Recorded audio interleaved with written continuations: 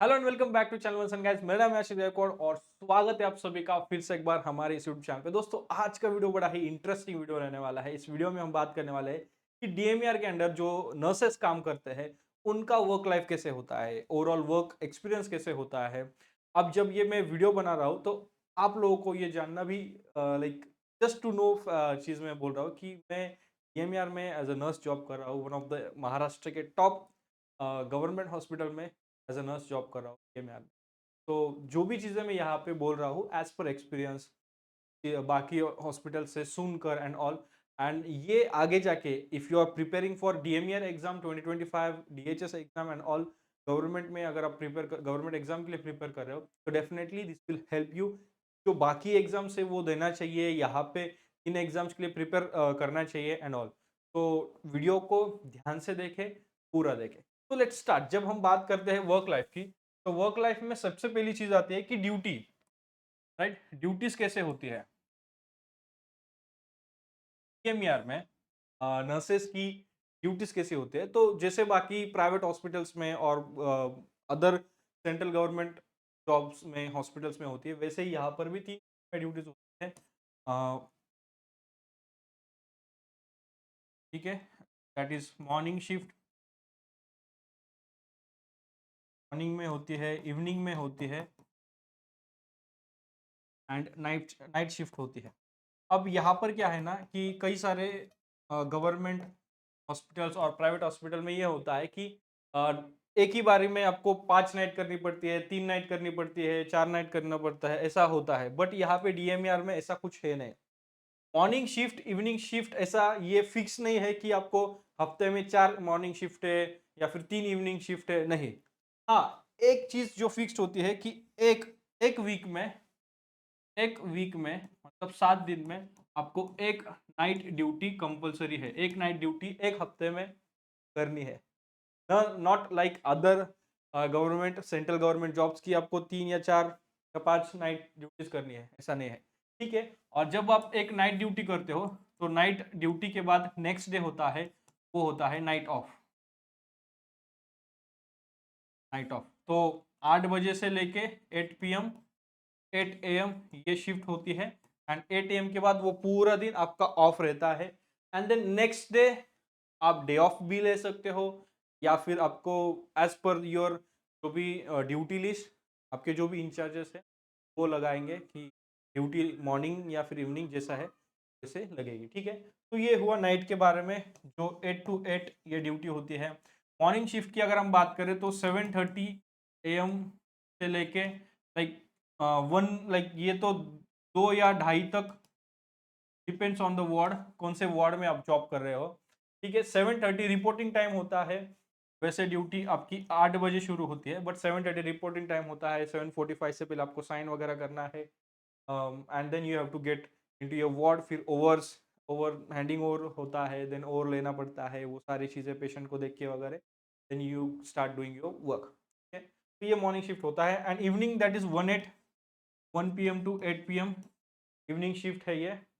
तो बेसिकली आपका काम तो 2 बजे के बाद शुरू होता है, बट 1 बजे जाके सब सारा सिस्टम आपको समझना है, ओ handing over the shift course. तो मॉर्निंग ऐसा है नहीं कि आपको हफ्ते में कितने रहेंगे या फिर इवनिंग कितने रहेंगे, ये फिक्स नहीं है। बट नाइट फिक्स है कि एक। एंड इन इमरजेंसी केस की अगर आपके साथ जो दूसरा स्टाफ है या फिर जो कलीग है आपका का कोई इश्यू है, वो नहीं कर पा रहा है, तो इन दैट केस, या फिर ड्यूटी एडजस्ट नहीं हो रहे, तो इन दैट केस एकदम रेयर 100 में से एक बार ऐसा होगा कि आपको एक हफ्ते में 2 नाइट ड्यूटीज मिलेगी। बट यहाँ पर आपको एक ही नाइट होती है। ठीक है। तो ये एक ना आपका लाइक शिफ्ट ड्यूटीज होते हैं एंड उनका टाइमिंग होता है। अब आपको एक वीक में, लाइक एक वीक में आपको कितने आवर्स, जैसे कि बाकी ड्यूटीज में होता है ना कि एक वीक में कितने आवर्स आपके होने। तो क्या है ना कि एक नाइट ऑफ होता है आपको, राइट। एक नाइट ऑफ, एक वीकली ऑफ या फिर एक डे ऑफ होता है। तो ये दो कैंसिल करें तो 5 ड्यूटी होते हैं। तो इन दैट वे अगर हम देखें तो 4 ड्यूटीज आपके एक हफ्ते में, 3 से 4 ड्यूटीज आपके एक हफ्ते में होने चाहिए। और अगर आपको छुट्टी लेनी है तो जैसे मंडे टू संडे ये वीक रोस्टर होता है मंडे टू संडे, तो एटलीस्ट आपने थर्सडे तक ड्यूटी करना है, देन फ्राइडे सैटरडे संडे आप ऑफ ले सकते हो, या फिर आपका नाइट ऑफ रहेगा, डे ऑफ रहेगा संडे का, या फिर कोई सीएल होती है वगैरह, वो आप यहाँ पे, ठीक है। तो ये ड्यूटीज का शिफ्ट के बारे में हुआ। नेक्स्ट अगर हम बात करते हैं सबसे इंपॉर्टेंट चीज, सबसे बेस्ट चीज जो होती है वो होती है हॉलीडेज। जो डीएमआर में जो नर्सेस एंजॉय करती है वो है हॉलीडेज। अब यहाँ पे जब भी गवर्नमेंट हॉलीडे या फिर पब्लिक हॉलीडे होता है ना, जब भी पब्लिक हॉलीडे होता है, नर्सेस को हॉलीडे होता है, तो ये जितने भी पब्लिक हॉलीडेज है, सारे पब्लिक पब्लिक हॉलीडेज पे तो छुट्टी होती है। लेकिन वो छुट्टी कब लेते हैं, जरूर, जैसे कि for example 14 April was a public holiday, तो वो जरूरी नहीं कि 14 अप्रैल को ही मैं छुट्टी लूंगा या फिर वो पर्टिकुलर नर्स छुट्टी लेगी, नहीं, वो आप आगे जाके प्लान करके छुट्टी भी ले सकते हो, ठीक है। तो वो चीज़ है, पब्लिक हॉलीडेज जितने भी है, सारे पब्लिक हॉलीडेज कैलकुलेट करके आप एक साथ ज्वाइन ऑफ ले सकते हो।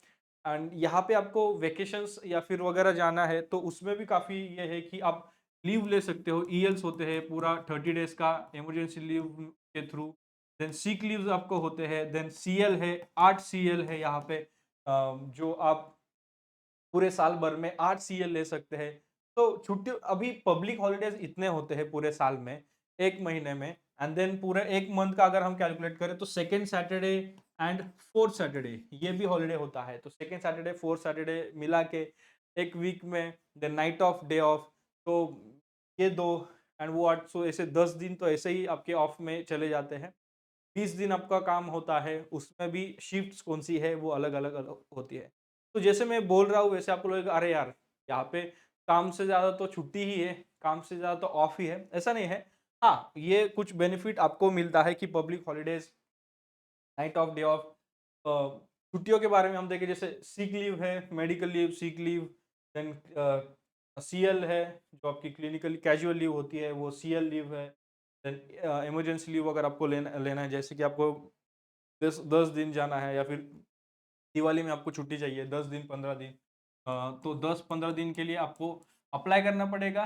एक फॉर्म होता है, फॉर्म देकर आप अप्लाई करोगे, एंड ये ड्यूटी एज पर जो एडमिन ऑफिस है, मेट्रन ऑफिस है, उनके हिसाब से फिर आपको वो आपके लिए सेलेक्शन कर देते हैं। तो दिस वाज अबाउट हॉलीडेज, और आपको बाकी जो भी चीज़ है।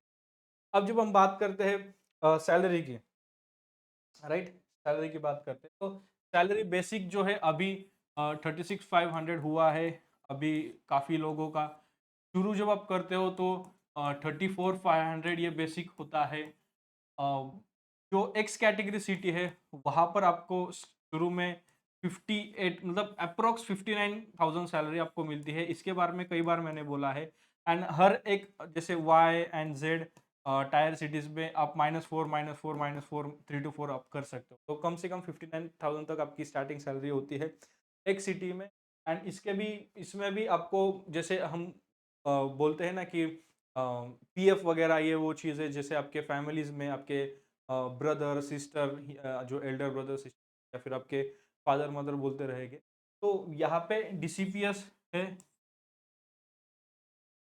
इसके तहत जो भी डिडक्शंस होते हैं, तो नेशनल पेंशन सिस्टम में हम जो नई पेंशन स्कीम है उसके अंडर सारे डीएमआर के जो भी नर्सेस है 2005 के बाद के, वो सब आते हैं महाराष्ट्र में।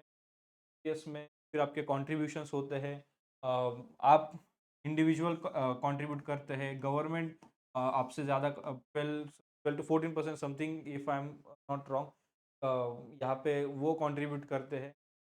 वो मिला के कंटिन्यू, मतलब ये दोनों मिला के फिर आपके मंथली कॉन्ट्रीब्यूशंस होते हैं। तो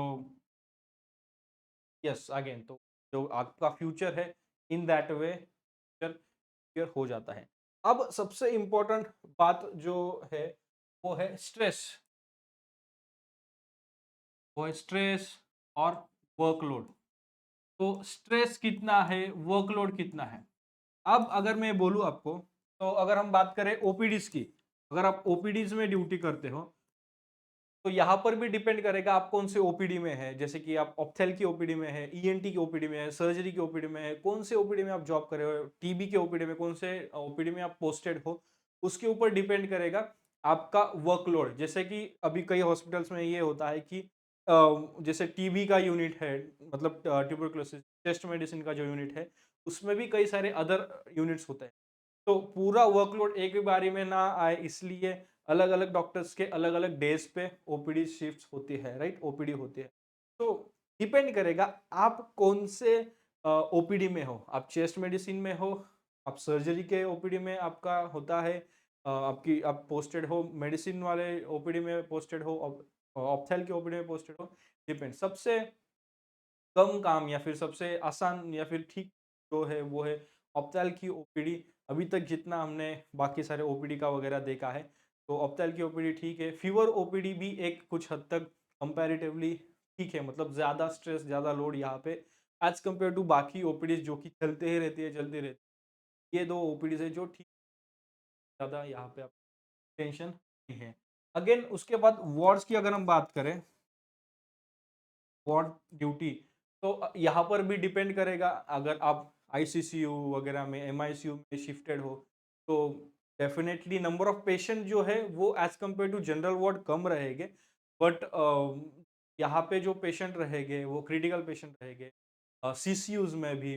तो इन दैट वे वर्कलोड थोड़ा आपके लिए होगा कि कभी कम है कभी ज़्यादा है। अगेन मेडिसिन वार्ड में अगर आप पोस्टेड हो, मेडिसिन वार्ड में, देन सर्जरी वार्ड में, तो यहाँ पे अब मेडिसिन वार्ड में अगर आप मेल वार्ड में होते हो ना, तो ये देखा गया है, ये एक्सपीरियंस किया गया है कि मेल वार्ड में as compare to female ward थोड़ा लाइट जाता है, ड्यूटी लाइट जाती है, इतनी हेवी जाती नहीं है। फीमेल वार्ड में थोड़ा हेवी जाता है एज पर द एक्सपीरियंसेस हमारे नर्सेस।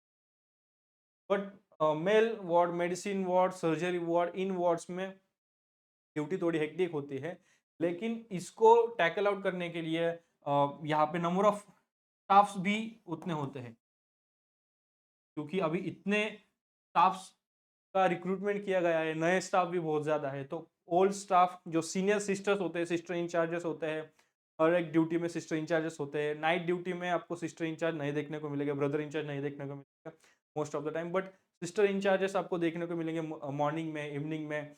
देन बाकी जो सीनियर स्टाफ है, देन आपके अब जूनियर स्टाफ, ये सारे रहेंगे एट अ टाइम 5-6 लोग, डिपेंडिंग ऑन द वार्ड, कितना बड़ा वार्ड है, कितना बड़ा वो यूनिट है, टोटल कॉट लिस्ट कितनी है, एक वार्ड में कितने कॉट्स है, कितने वहाँ पे पेशेंट्स आ सकते हैं, तो उस पर डिपेंड करेगा। तो वर्क लाइफ, अगर वर्कलोड की अगर हम बात करें, तो कुछ हद तक ये बैलेंस्ड है। एंड ये ऑल्सो डिपेंड करेगा आप जैसे कि आप ओपीडी में जॉब कर रहे हो, आप वार्ड्स में हो, या फिर आप ओटी में हो। आप ओटी की अगर मैं बात करूं, तो सबसे वर्स्ट या फिर सबसे हेक्टिक जो ओटी है वो न्यूरो ओटी। यहाँ पे न्यूरो सर्जरी की जो जहाँ पे होती है न्यूरो ओटी, वहाँ पे कोई नहीं चाहता मैं पोस्टेड हो न्यूरो ओटी में। ठीक है, अगर न्यूरो ओटी में आप पोस्टेड हो, देन क्या ही बोले, वही as compare to neuro OT. बाकी जो ओटी है, हाँ वहाँ पर भी continue OT, continue procedures cases चलती रहती है, लेकिन न्यूरो ओटी में क्या है ना, मतलब न्यूरो का कुछ अलग ही चलता रहता है। ठीक है, तो वो है। तो वर्क लाइफ अगर हम देखें, वर्कलोड तो कंपैरेटिवली ठीक है, comparing if you compare with the private hospitals, if you compare with the other central government hospitals, उनके ड्यूटीज के साथ अगर हम कंपेयर करें, यहाँ पे काफ़ी हद तक बैलेंस है, क्योंकि जो स्टाफ्स होते हैं, नंबर ऑफ स्टाफ यहाँ पे अच्छे हैं। एंड आप लोगों में से अच्छी बनती है, और आप एक दूसरे को कॉम्प्लीमेंट करके काम करते हो, तो जो बहुत बड़ा लोड आपके ऊपर आना है वो यहाँ पे हल्का हो जाता है। एंड अगेन यहाँ पे क्या है ना, जब आप डीएमआर में एज अ नर्स जॉब करते हो, चाहे कहीं पर भी आप जॉब करते हो, तो आप कैसे रहते हो, आपके ऊपर भी कई सारी चीज़ें डिपेंड करती है। इफ़ यू आर कि मैं किसी को एडजस्ट नहीं करूँगा, तो फिर आपको भी कोई एडजस्ट नहीं, ऐसे काफ़ी लोग आपको देखने को मिले, हाँ मुझे ये प्रॉब्लम है तो मेरे लिए ये, मेरे लिए वो, लेकिन जब बात आती है किसी और के लिए खड़ा होना, किसी और के लिए एडजस्ट करना, तो वो नहीं करते। तो उनके लिए जो वर्कलोड है वो काफ़ी ज़्यादा रहता है, एंड इसी कारण जो स्ट्रेस है वो काफ़ी ज़्यादा बढ़ता रहता है। तो ये है। तो डीएमईआर की ओवरऑल अगर मैं बात करूँ तो यहाँ पे ड्यूटी शिफ्ट्स अच्छे हैं, नॉर्मल जैसे नर्सेस के होते हैं। अब यहाँ पर डिपेंड करता है कि आप रहते कहाँ हो, आपका हॉस्पिटल कहाँ पे है, आप ट्रैवल कितना करते हो, आप आपका टाइम मैनेजमेंट कैसे करते हो, आपके फैमिली के साथ। जैसे मैंने बताया कि यहाँ पे आपको छुट्टियाँ या फिर हॉलिडेज़ या फिर ऑफ सारे पब्लिक हॉलिडेज़ है। यहाँ पे इतने इमरजेंसी लीव्स है, आपके कैजुअल लीव है, ये सारी चीज़ें हैं। Second Saturday of, fourth Saturday of, ये सब कुछ है। डेली एक पूरे वीक में 1 डे ऑफ, 1 नाइट ऑफ, ये चीज़ें हैं। कम से कम 4 दिन का आपका वर्क होना चाहिए 1 वीक में। तो ये सब कुछ है, राइट? तो कंपेयर करें अगर हम, तो फैमिली लाइफ़ आपके लिए होती है। फैमिली के लिए टाइम देने के लिए आपको आपके पास काफ़ी मतलब एम्पल टाइम होता है, जितना होना चाहिए उतना टाइम आपके पास रहता है। बट ये भी डिपेंड करेगा कि आप 2-2 घंटा ट्रैवल करके आते हो या फिर आप नज़दीक रहते हो। तो जो नज़दीक रह रहा है उसके लिए अलग चैलेंजेस है, जो दूर से आता है। तो जब भी आप जॉइन करोगे डीएमईआर, ये सारे फैक्टर्स भी आप देखो कि आप रहते कहाँ पे हो। आपका स्टे बहुत इम्पोर्टेंट है, आपका ट्रैवल बहुत इम्पोर्टेंट है। इसमें अगर टाइम जाता है तो जो आपका टाइम फैमिली के लिए देना है वो कहीं और प्लेस हो जाएगा। तो that it in this video. I hope आपको वीडियो पसंद आया होगा। इस वीडियो में हमने बात की डीएमईआर के वर्क लाइफ के बारे में, वर्क एक्सपीरियंस के बारे में।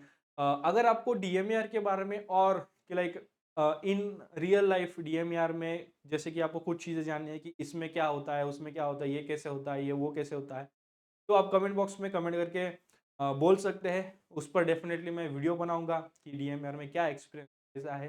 एंड कई अदर जैसे सीएचओ के बारे में भी अगर आप जानना चाहते हो तो उस पर भी हम डेफिनेटली आएंगे। डीएमआर हो, स्टाफ नर्स भी आप बोलो, आने वाले दिनों पर हम वीडियो बनाएंगे, लेकिन उसके लिए आपको कमेंट करना पड़ेगा। जैसे आप देख रहे हो कि इतनी सारी अच्छी चीज़ें आपको पर्क्स मिलते हैं if you work as a nurse in government hospital. अगर उसके लिए आपको एग्ज़ाम देना पड़ेगा, प्रिपेयर करना पड़ेगा। प्रिपेयर करने के लिए हमने आप लोगों के लिए मॉक टेस्ट बनाई है, टेस्ट सीरीज बनाई है। उसकी लिंक मैं डिस्क्रिप्शन में दे दूंगा। आप जाइए, चेकआउट करिए, टेस्ट सीरीज बाय करिए एंड आपका प्रिपरेशन बनाइए ताकि आप भी ऐसी चीज़ें एंजॉय कर पाओ। तो दैट्स इट इन वीडियो। मिलते हैं अगले वीडियो में अच्छे टॉपिक के साथ, हेल्पफुल कंटेंट के साथ। तब तक के लिए शालोम, शांति, बाय बाय।